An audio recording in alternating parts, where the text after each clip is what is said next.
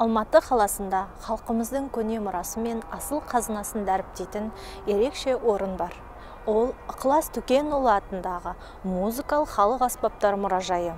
Бұл мұражай 1980 жылы этнограф ғалым Өзбекәлі Жәнібековтің бастамасымен құрылған. Сәулеті ерекше мұражай ішінде көне жәдігерлерді танысу мақсатында осы бейне жазбаны арнап отырмыз. Ықылас Түкенұлы атындағы музыкалық халық аспаптар мұражайы 1981 жылы 24 сәуірде көрмеге ашылған болатын.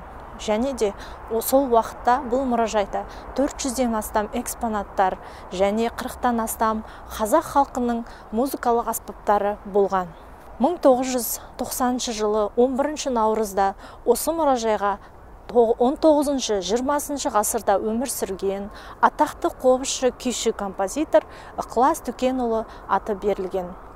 Қазіргі уақытта осы мұражайда 2000-нан астам экспонаттар бар. Соның 500 экспонаты көрмеде тұр. Ықылас Түкенұлы атындағы мұражайда біздің белгілі күйші композитор әншілеріміздің аспаптары сақталынған. Олар Абай, Біржан Сал, Махамбет, Шашубай, Ахмет Жұбанов, Кенен Әзірбаев, Сейтек, тағы басқа қобызшы, әнші, домбырашылардың аспаптары сақталынған. Қазір мұражайдың ауласында 30 жыл бұрын салынған темірден жасалынған нар қобыздың көшірмесін көре аласыздар. Енді мұражайға кіріп, осы экспонаттармен танысайық.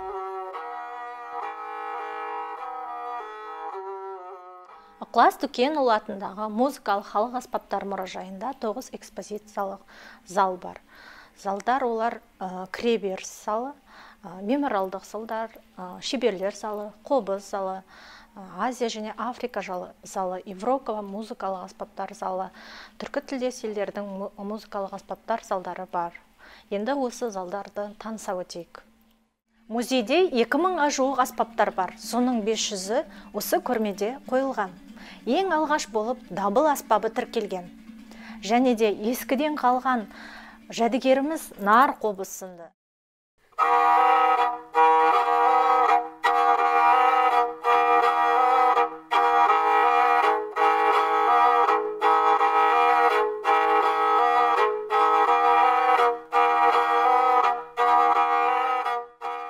Әнші жыршы күйшілеріміздің қобыз, домбыра, сазсырнай, сырнай аспаптары қорымызда сақталынған. Ықылас Түкенұлы атындағы халық музыкалық аспаптар музейі Орта Азия бойынша ең алғашқы музей болып табылады. Көненің насихаттайтын музей Қазақстанның мақтанышы. Осы зал шулы, үрмелі, ұрмалы аспаптар залы. Мұнда ежелден түпнұсқа сақталған аспаптар тұр.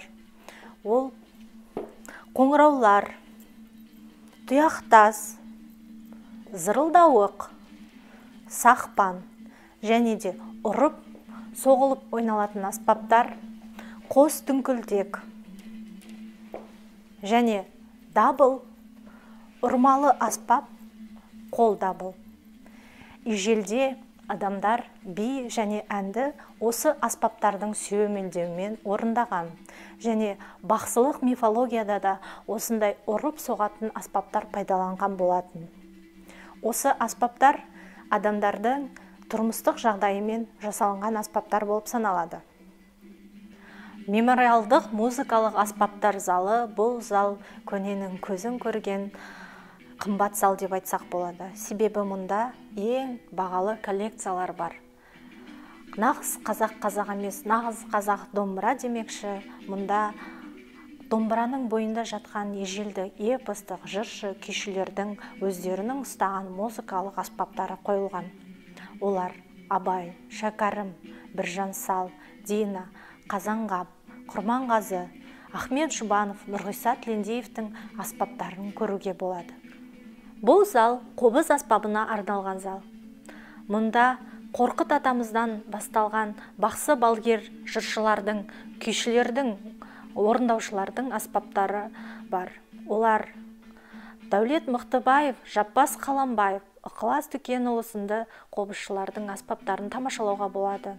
және де Қорқытқа дейін, Қорқыттан кейінгі заманда өмір сүрген аруақтармен байланысы бар, медитацияға түсетін сынды бір күйге енелетін бақсы балгерлердің аспаптарын тамашалауға болады. Оның дәлелі 16 ғасырда жасалынған Жарас бақсының нар қобызы.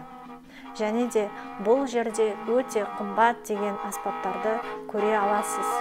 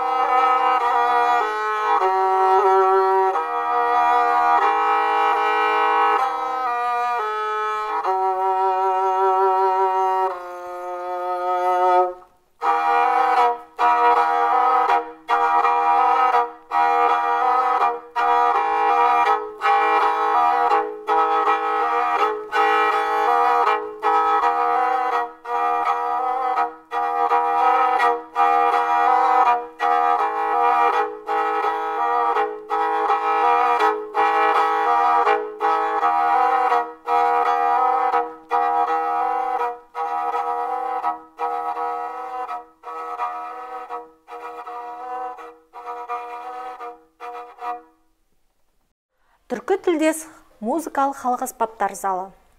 Бұл залда көптеген түркі тілдес елдердің 30-дан аса аспаптарын тамашалауға болады. Олардың тарихымен де танысып, және дыбыстарын естуге болады.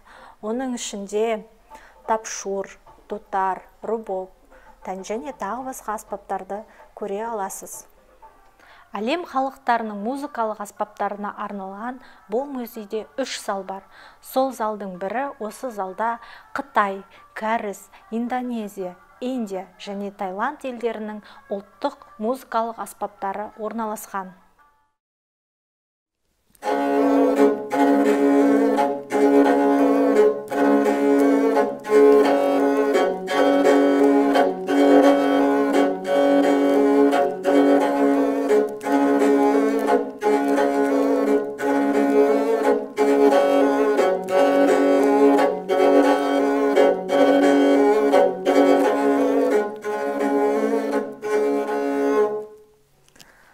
Қазақстанға қош келдіңіздер, Алматыға қош келдіңіздер. Алматы қаласында осындай әсем Ықылас атындағы музейде керемет концерттік зал бар. 160 адамға арналған орын, керемет концерттер мен көрмелердің куәсі болу үшін осында концертке келсеңіздер болады. Мұнда дәстүрлі орындаушылардың керемет концерттерін тыңдап әсер алуға шақырамыз. Қош келдіңіздер, Алматыға қош келдіңіздер.